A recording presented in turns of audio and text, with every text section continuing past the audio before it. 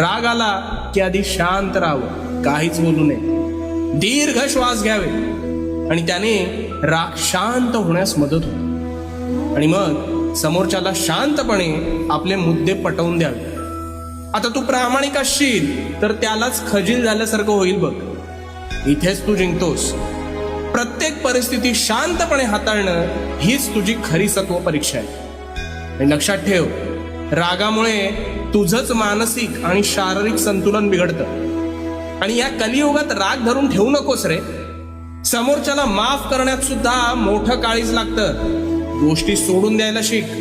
अरे कोणाची कुठली भेट ही शेवटची असेल हे आपल्याला देखील ठाऊक नसतं. त्यामुळे प्रत्येक परिस्थितीत शांत राहायचं, स्वतःवर ताबा ठेवायचा आणि हो, भिवू नकोस, कारण मी तुझ्या पाठीशी आहे. भिवू नकोस.